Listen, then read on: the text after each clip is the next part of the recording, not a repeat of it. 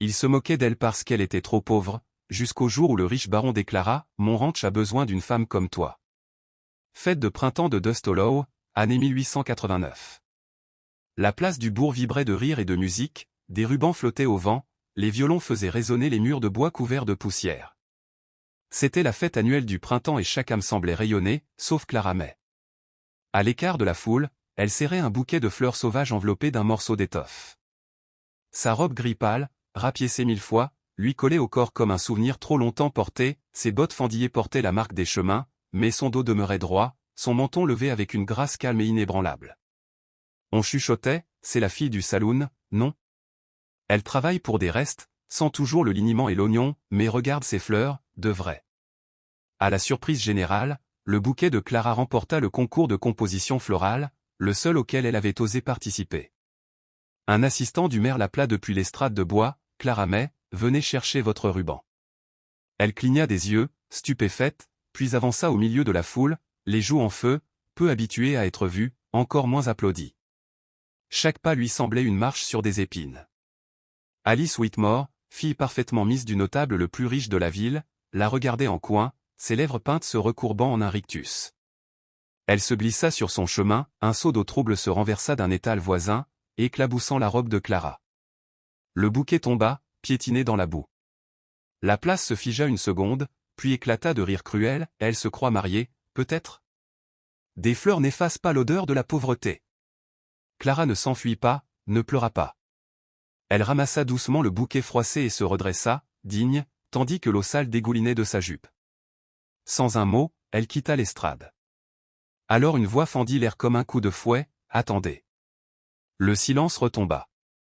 Du fond de la place avançait un homme grand, Elias Thorne, le baron solitaire du ranch Thorne, manteau noir sur les épaules larges, silhouette découpée par le soleil couchant. On le connaissait pour son mutisme, pas pour ses apparitions publiques. Il se posta près de Clara, détacha son manteau et le posa doucement sur ses épaules trempées. Puis il se tourna vers la foule, « Mon ranch, dit-il distinctement, a besoin d'une femme comme elle. » Des exclamations parcoururent l'assemblée.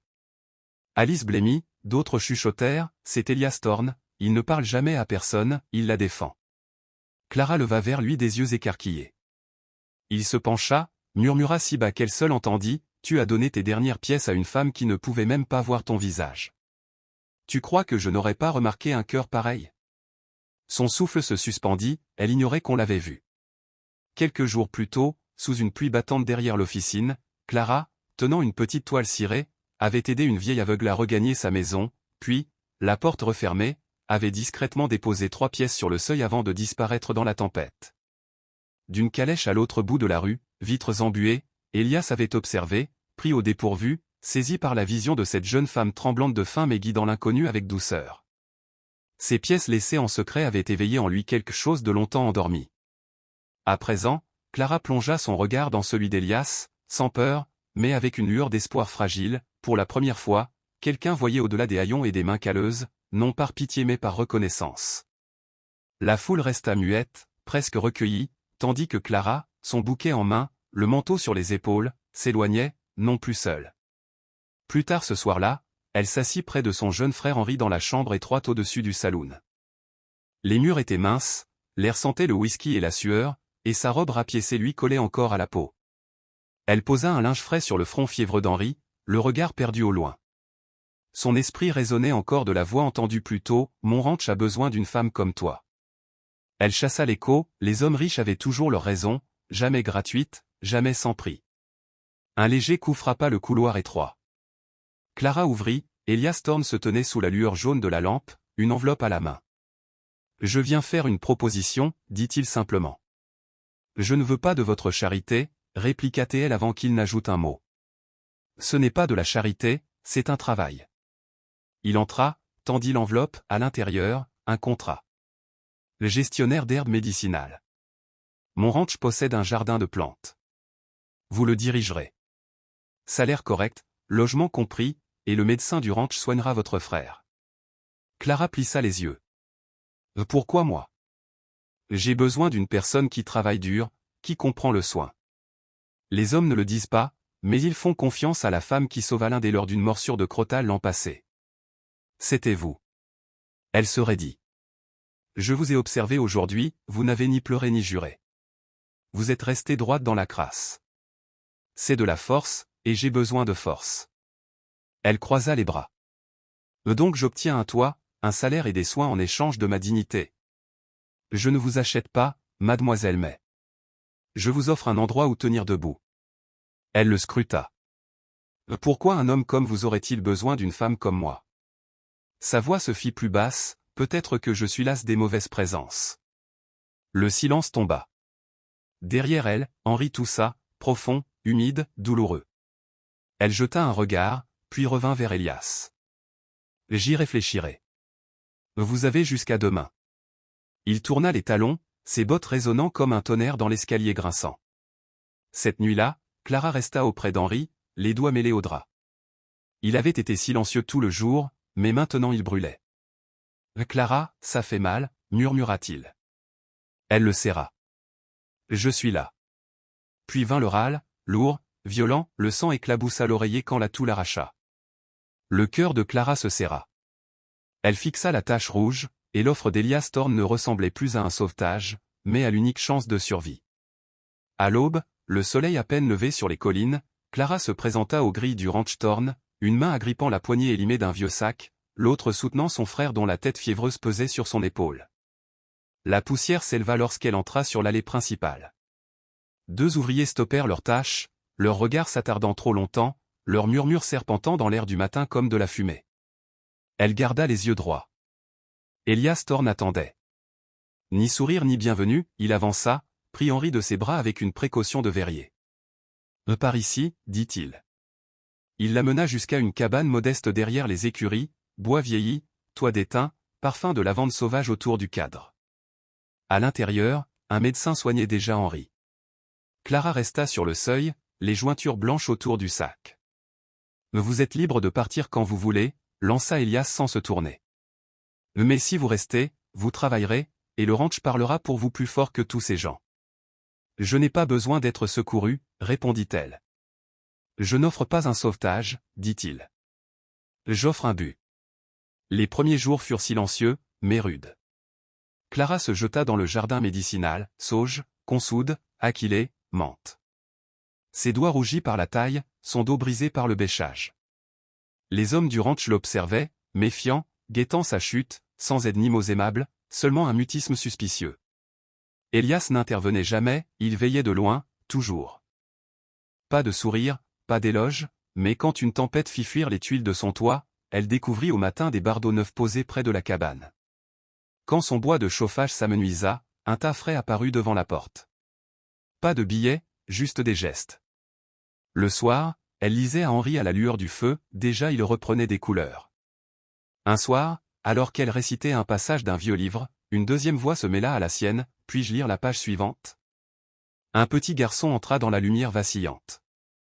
Il ne pouvait avoir plus de 7 ans, des boucles sombres retombaient sur son front, et ses yeux, gris d'orage, reflétaient ceux de l'homme qui possédait le ranch. « Et toi, qui es-tu » demanda doucement Clara. « Tommy » dit-il avec un large sourire. « J'aime les livres. » Avant qu'elle n'ait pu répondre, Elias apparut dans l'embrasure. « C'est mon neveu » dit-il d'un ton neutre. Mais Clara remarqua le regard du garçon, ce n'était pas celui d'un neveu, plutôt celui d'un fils qui savait combien un père peut sembler lointain, même présent dans la même pièce. Les jours passaient, l'homme parlait de moins en moins. Clara préparait des tisanes contre les douleurs, des baumes pour les brûlures, des teintures pour apaiser les nuits sans sommeil. On ne la remerciait jamais, mais elle voyait le changement dans la façon dont les hommes acquiesçaient en la croisant, dans les pauses plus longues lorsqu'elle parlait. La confiance n'était pas encore là, mais quelque chose naissait. Vers midi, survint la première épreuve. Clara revenait des champs de lavande lorsqu'un cri déchira le calme du ranch. Un jeune ouvrier, Marcus, avait été mordu par un crotale près de la grange à foin. Sa jambe enflait déjà, son visage se vidait de couleur. Les hommes, figés de peur, s'attroupaient en désordre. Clara se fraya un chemin, tomba à genoux, « Apportez-moi de l'eau chaude, du charbon et de la consoude, vite !» Sa voix trancha la panique. Ils hésitèrent, elle planta dans les leurs un regard ferme, paisible. Alors ils bougèrent. Elle écrasa les herbes du talon, prépara une patte de ses mains tremblantes et l'appliqua sur la plaie, tandis qu'Elias, bras croisés, observait sans un mot, le visage impénétrable, mais sans jamais détourner les yeux. La nuit venue, Marcus respirait paisiblement dans le dortoir. Clara sortit dans l'air frais, son tablier taché de poussière et de remède. Elias se tenait près de la clôture du jardin, une botte posée sur la barre. « Tu l'as sauvé, dit-il. »« J'ai fait ce que j'ai pu, répondit-elle. »« C'est la même chose. » Elle le fixa longuement. « Pourquoi es-tu en silence pour disparaître quand on te regarde ?» Il ne répondit pas, la contempla, puis s'éloigna lentement dans la nuit, son ombre s'allongeant sur le chemin. Au moment où elle atteignait sa porte, quelque chose changea, pas le vent, mais l'air entre eux. Pour la première fois depuis son arrivée, Elias Thorne laissa le coin de sa bouche se relever, un mince sourire, mais vrai. Les nuits du début d'été s'installèrent. Les mains de Clara s'étaient durcies, mais son toucher restait doux, pour les herbes, pour les chevaux, pour son frère Henri, encore pâle mais respirant plus facilement chaque jour. Le ranch, vaste et âpre, n'était tenu que par des hommes d'abord méfiants, mais Clara ne fléchissait pas, du lever du jour jusqu'à la nuit, elle portait l'eau, réparait les clôtures, préparait des onguents qui soulageaient genoux endoloris et nuque brûlée de soleil. Elias Thorne ne la félicitait jamais, parlait peu, mais sa présence se trahissait dans de discrets gestes, un panier de petits pains frais sur ses marches à l'aube, une couverture pliée près du banc du jardin, ou le toit de l'écurie réparé juste avant l'orage. Clara voyait tout, toujours. Une nuit, le ciel se déchira de pluie et de vent. Lanterne en main, Clara courut vers l'enclos, craignant pour les chevaux. À la barrière, une ombre se joignit à elle, Elias, silencieux. Il leva une large main burinée et tendit un manteau de toile au-dessus d'eux. Leurs doigts se frôlèrent tandis qu'il ajustait la toile sur ses épaules. Ce n'était pas une décharge d'étincelles, mais une chaleur lente, comme des braises qu'on attise après des années d'attente. Clara le regarda à travers l'averse. « Pourquoi es-tu bienveillant quand personne ne regarde, et lointain quand je te vois ?» Il ne répondit pas. Il serra simplement le manteau autour d'eux un instant de plus, puis s'éloigna sous la pluie. Le lendemain apporta une autre tempête. Les ouvriers du ranch s'étaient rassemblés pour le petit déjeuner sous l'auvent de la cuisine. Clara arriva en retard, les mains encore marquées de sève et de menthe sauvage, pour trouver un attroupement agité. Joshua, le plus jeune des hommes, se tenait au centre, le visage rouge, les cheveux soigneusement peignés. Dans ses mains, un bouquet de fleurs fraîchement cueillies, astées jaunes, marguerites blanches, une seule rose au milieu. Il se tourna vers Clara qui approchait, la voix tremblante mais claire, « Clara, je n'ai peut-être pas de ranch, mais j'ai un cœur qui bat pour toi. Veux-tu m'épouser ?» Un souffle de stupeur parcourut la foule. Des bouches restèrent ouvertes, des tasses de café suspendues en l'air. Même les chevaux, au loin, semblèrent se figer dans le silence. Clara se figea, le souffle suspendu, et ses yeux cherchèrent instinctivement Elias. Il se tenait juste derrière la clôture, adossé à un poteau, les bras croisés, impassible. Mais elle le vit, ce frémissement nu, une douleur fugace, avant qu'il ne détourne le regard. Joshua était toujours à genoux. Clara avança lentement, prit les fleurs, ses doigts frôlant les siens. « Joshua, tu es un homme bon, mais j'ai besoin de temps. » Sa voix était douce mais ferme. Elle ne sourit pas, ne pleura pas. La foule murmura puis se dispersa, certains haussant les épaules, d'autres chuchotant. Joshua se releva, les yeux baissés, et s'éloigna avec une dignité silencieuse. Clara se tourna vers l'écurie, le bouquet serré contre sa poitrine, ses pensées plus bruyantes que toutes les voix alentour. Elle ignorait quel choix serait le bon, mais elle savait que son cœur n'était pas à offrir par gratitude ou par solitude. Il battait déjà dans une direction inattendue, vers un homme qui n'offrait ni sourire ni promesse, seulement un abri dans la tempête et cela l'effrayait plus que tout. Le vent portait l'odeur de foin sec et d'armoise à travers le ranch Thorne, mais ce matin-là apporta une présence différente, un homme, pas un souvenir. Clara venait de finir d'entretenir les plates-bandes médicinales lorsqu'elle aperçut un cavalier arrivant du sentier. Il mit pied à terre avec lenteur, la démarche raide, la poussière collée à ses bottes et à son chapeau. « Elias Thorne est-il là ?» demanda-t-il. Clara inclina la tête vers la grande grange. « Sans doute dans la sellerie. » L'homme souleva son chapeau. « Merci, mademoiselle. » Elle aurait dû reprendre ses tâches, mais quelque chose dans sa façon de regarder la maison, ce soupir discret, la retint. Quelques instants plus tard, alors qu'elle passait près de la grange avec un seau d'eau fraîche, elle surprit des voix. La porte de la grange était restée entr'ouverte. Mais elle a le feu de ta défunte épouse, tu sais, dit l'homme âgé. Un silence suivit. Puis la voix d'Elias, basse, rugueuse, tu ne comptes donc jamais dire à qui que ce soit que ce garçon croit qu'elle est sa cousine? Toute la ville pense que je l'ai simplement recueilli comme un chien errant. Je l'ai protégé, lâcha-t-il, tranchant. C'est tout ce qui compte. Et toi, Elias, es-tu en sécurité? Clara n'entendit pas la suite. Elle s'éloigna, le cœur battant, l'esprit en tumulte, les pièces d'un puzzle s'imbriquant peu à peu. Tommy n'était pas le neveu d'Elias. C'était son fils. Et Elias avait eu une femme. Plus tard, près de la barrière du corral où elle brossait un cheval, l'homme plus âgé l'aborda. « Tu es Clara, n'est-ce pas ?» Elle acquiesça, prudente. « Je m'appelle Amos. J'ai servi avec Elias pendant la guerre, puis travaillé la terre avec lui. » T'a-t-il parlé d'Isbel? Clara fit non. C'était sa femme. Forte, métisse moitié cherokee, moitié irlandaise. Belle et intrépide, du genre à planter un jardin sur la pierre si nécessaire. Amos fixa l'horizon. Mais la terre ici n'est pas clémente pour ceux de son sang. Il y a eu un conflit. Des hommes voulaient les droits de pâturage d'Elias. Quand il refusa, ils frappèrent là où ça fait le plus mal. Le souffle de Clara se bloqua. Ils l'ont abattu, Clara. Juste sur ce porche. Elias a tenté de riposter, a failli y laisser sa vie, mais il n'a pas pu la sauver. Depuis, il porte ce fardeau. C'est pour cela qu'il ment au sujet du garçon, pour éviter les questions, pour enfermer la douleur. Cette nuit-là, Clara ne trouva pas le sommeil. Elle resta à la lueur d'une chandelle, dans la petite pièce derrière la cuisine, plume en main, son journal ouvert. L'encre tremblait légèrement sous ses doigts. Je vois les murs qu'il a bâtis, non pour repousser les autres, mais pour enfermer sa peine.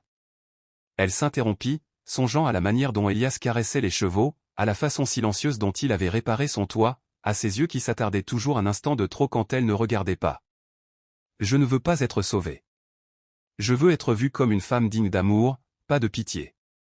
Le lendemain matin, elle porta des remèdes à l'enclos où un veau boitait, déposant son journal dans la petite remise de la grange pour le mettre à l'abri, sans remarquer que le vent l'avait entr'ouvert. Plus tard, Elias entra, cherchant une clé anglaise. En se baissant vers l'étagère, ses doigts effleurèrent le cuir du carnet. La reliure grinça, révélant une page à moitié couverte de l'écriture fine et penchée de Clara. Il lut, pas tout, juste quelques lignes, mais assez. Assez pour lui couper le souffle, assez pour délier quelque chose dans sa poitrine qu'il croyait mort avec Isbel. Il referma doucement le livre, comme s'il s'agissait d'un objet sacré, fragile, sa main demeurant posée dessus. Il referma le carnet, le serra contre lui. « Elle ne veut pas être sauvée, murmura-t-il dans le silence. Là elle veut qu'on la choisisse. » Il resta là longtemps, le soleil filtrant par les planches au-dessus, traçant sur son visage des raies d'or.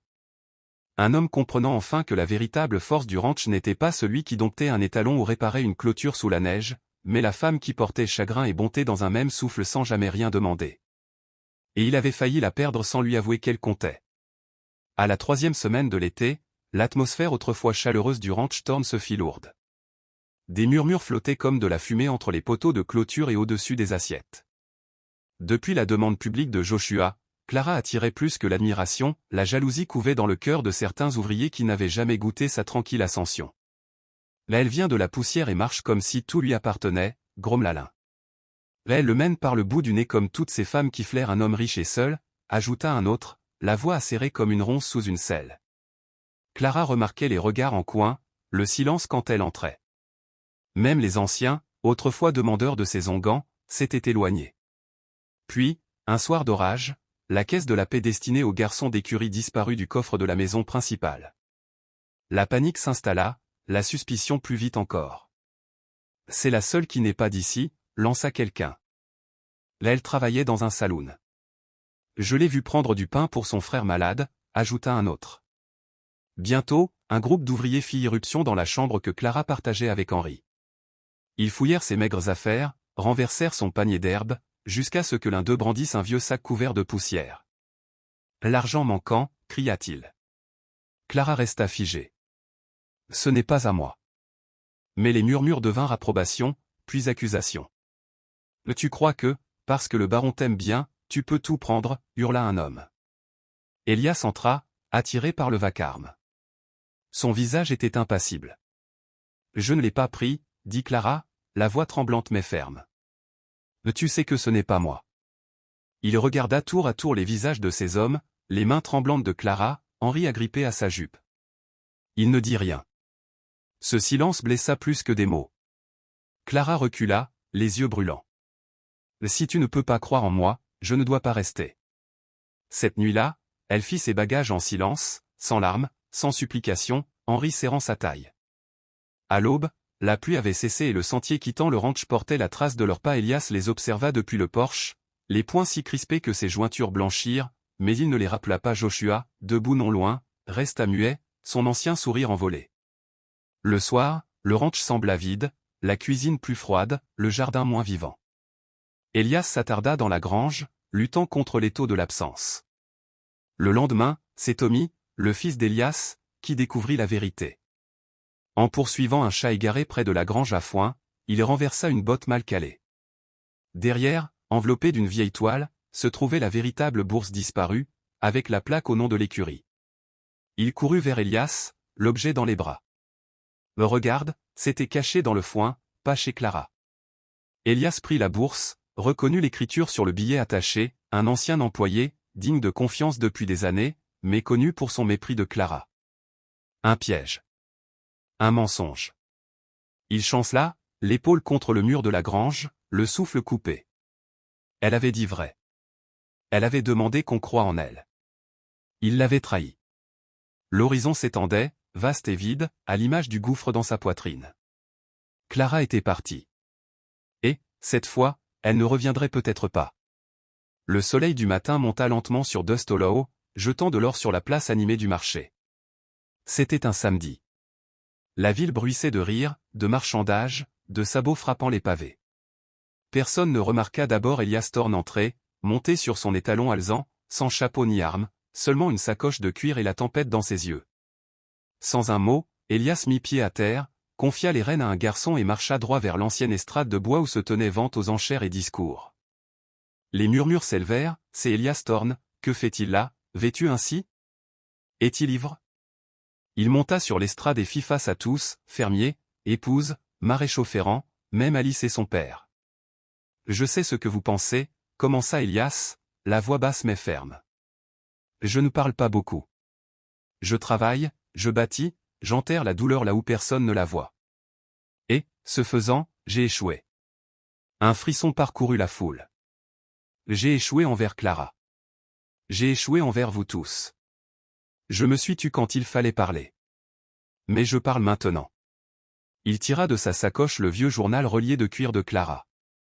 Mais elle a laissé ceci, ses pensées, ses peurs, son espoir qu'un jour quelqu'un la verrait. Il ouvrit le carnet, la voix tremblante, je ne veux pas être sauvé. Je veux être vu comme une femme digne d'amour, pas de pitié. Le silence tomba, doux comme la neige. Elias referma le journal, leva des yeux brûlants. Cette femme a appris à mon fils à rire de nouveau, à mes chevaux à faire confiance, et à moi que le silence est pire que le mensonge. La foule restait muette, même les poules sous l'auvent semblaient s'arrêter. De l'autre côté de la rue, Clara s'immobilisa, les bras chargés d'herbe et de tissu, Henri derrière elle. Elle était venue vendre quelques produits, peut-être troquer du pain, mais le tumulte l'attira. Elle entendit son nom. Elle l'entendit, lui. Elle se figea. Un passage s'ouvrit lentement dans la foule. Clara avança, tremblante. Elias la vit, le souffle coupé. Il descendit de l'estrade en 3 pas. « Tu n'es pas seulement assez bien, dit-il, la voix rauque. Tu es tout. Et je t'ai laissé partir en te faisant croire que tu étais seul. » Elle ouvrit la bouche, aucun son n'en sortit. « Je sais que je ne peux pas effacer mon silence. Mais si tu peux encore croire en moi. » Et il tendit la main. « Reviens.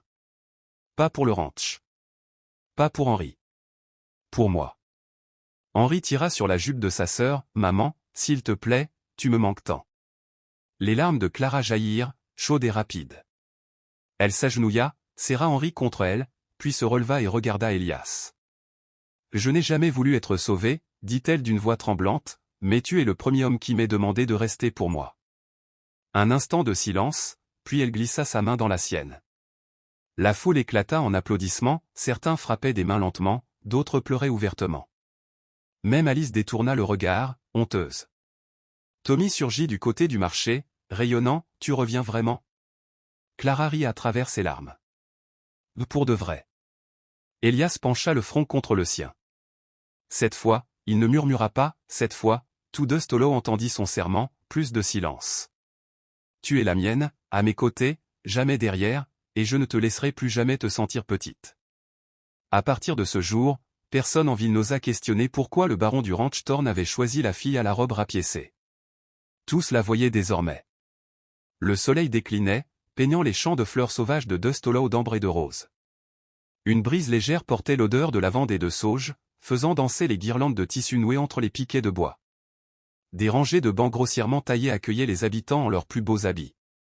Même Alice s'était assise au fond, la tête inclinée. À l'avant se dressait une arche simple, entourée de lianes et de marguerites en papier, construite par les ouvriers du ranch. Pas d'orchestre, seulement le chant des oiseaux, des rires et, parfois, un hennissement. Clara May attendait derrière l'arche, un bouquet de fleurs sauvages à la main, sa robe de lin crème et de dentelle cousue à la main, cadeau de la mère d'Elias qui avait mis dans chaque fil douceur et espoir. Le voile, mince comme une brume, ondoyait dans le vent. Elle leva les yeux quand Tommy remonta l'allée, son chapeau de paille de travers, une petite bourse de velours attachée à son ruban, contenant les alliances.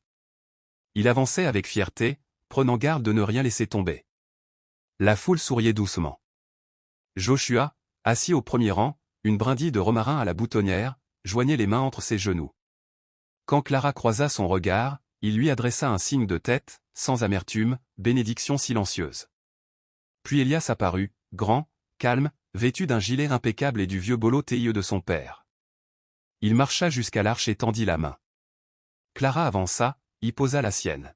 « Prête, mademoiselle May ?» demanda le pasteur avec un sourire. Clara jeta un regard à la foule, puis à Elias. « Je ne l'ai jamais été autant. » La cérémonie commença. Elias se pencha, sa voix assez basse pour elle seule, « Cette fois, personne n'ose rire. Cette fois, il se lève pour toi. » Elle cligna des yeux, retenant ses larmes, le cœur débordant. Le ministre prononça les vœux, d'une voix chaude et posée, tandis que la lumière dorée filtrait à travers les hautes herbes. Si quelqu'un s'oppose, qu'il parle maintenant ou se taise à jamais. Un silence tomba. Puis la voix claire et espiègle de Tommy retentit, « Papa a dit que le ranch avait besoin d'une femme comme maman, mais je crois que moi j'ai encore plus besoin d'elle. » Un éclat de rire traversa l'assemblée, certains s'essuyant les yeux, d'autres se tenant le cœur. Clara porta une main à sa bouche, souriant à travers ses larmes. Elias se pencha, souleva Tommy d'un bras, puis se tourna et embrassa Clara, un baiser doux et sûr, scellant chaque mot, chaque blessure.